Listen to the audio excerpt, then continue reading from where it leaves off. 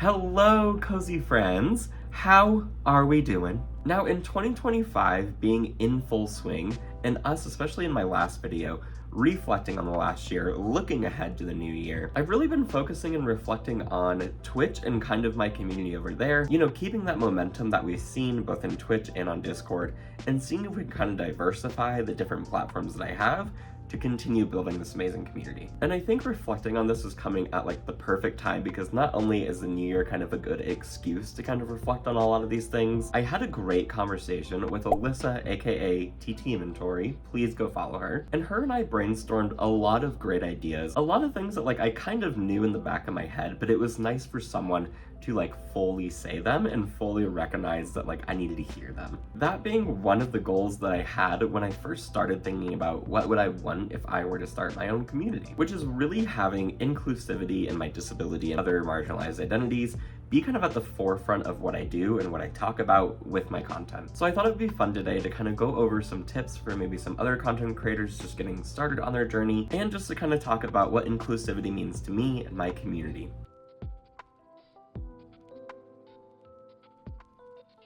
So when I first started pursuing content creation and going live on Twitch and streaming, I knew that I wanted it to kind of focus on my disability and kind of talking about that more, because that was something that like I haven't really experienced myself when looking for communities online. And I think that's what really drew me to the cozy gaming space, because the people who created it wanted to create it so that everyone felt like they fit in, and so everyone could have a space to go to when they needed it. And I've always really loved that and really appreciated that of the people that I look up to and the communities that I'm a part of before even starting my own. So one of the first commands that I ever made for my channel was the disability command. And I'll put what this command says up on screen just so you can read it if you want to. You can pause it and read it if you need to. But what it shares to people is that whether or not they have a disability, whether or not they're coming into my community with that identity, that my community is a safe space to not only ask questions, but also share their stories or a barrier that they faced having a disability or having a marginalized identity. And I did a lot of processing and thinking before I even started doing content creation, that burden of education, let's say if someone did come into my stream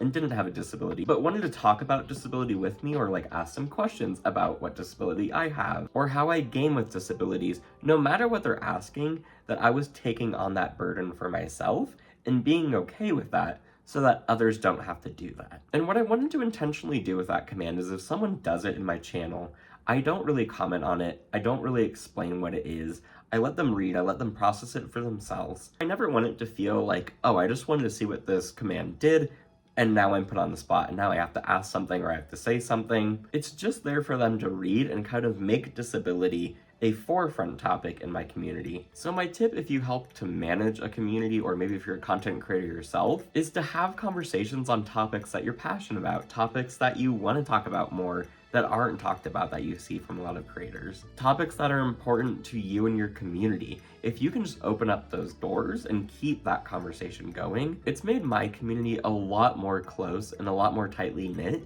kind of talking through these things, building community around it, and seeing that representation in myself and others in my community. Now, apart from being a disabled streamer, I also am a queer streamer, and so when also starting content creation, it was really important for me to make sure that everyone in my community or coming into my community felt valued and felt welcomed. And so what I've also developed specifically for my Twitch streams is that when someone new comes into stream, or if we get raided by a bunch of people, I always ask people to introduce themselves with any of their names or alternate names or names that they're trying out if they want to and what I should call them, and their pronouns if they're comfortable. And I have my mods usually also pull up a command that shares a link to a website where you can put in your pronouns and it'll actually show up on our little chat widget that we have. And again, I think that really just goes back to making the implicit explicit and making sure that people don't have to announce their identity or feel like othered in a way if like no one else is sharing their pronouns in chat, or it's not anywhere on screen, or if I'm not introducing myself with my pronouns. And again, that goes along with having these conversations throughout my streams and with my community. Like there have been times in my community where folks come in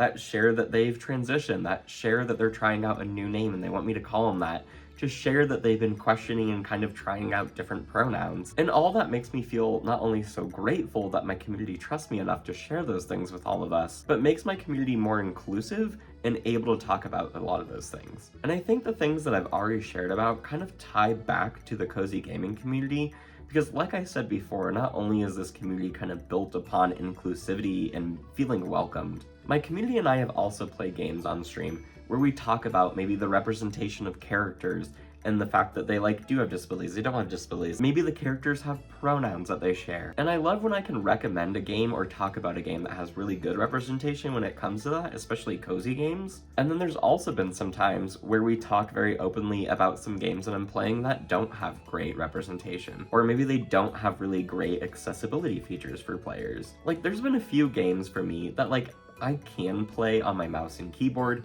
but because of my disability, it makes it a little bit harder to do that for hours on end. So I love when games can also be played on controller because it's a lot easier for me. It again opens up that conversation with my community to talk more openly about, what does good accessibility look like? And what does accessibility in games even mean? All of it really just ties itself to making an inclusive community and making sure that everyone has a space in it. And I am just, again, so grateful for the community that I have, and the fact that everyone is really welcoming, everyone is really inclusive, and everyone's willing to have those harder conversations to get closer to people and to understand a lot of people's experiences more. And that's why I really wanted to make this video, not to flaunt all the things that I'm doing amazingly at accessibility and inclusivity, because I am always learning and I am always implementing new things to my community, but I'm hoping this video can more introduce or reintroduce people what it means to build an inclusive community for themselves, and to maybe show new folks what we do in my community to be inclusive, to be welcoming, and looking ahead in 2025 to see where I want to go and to see if I can branch out in these other avenues. So I hope you all enjoyed this little video, enjoyed maybe learning about what inclusive community means to me, and I will talk to you all so soon.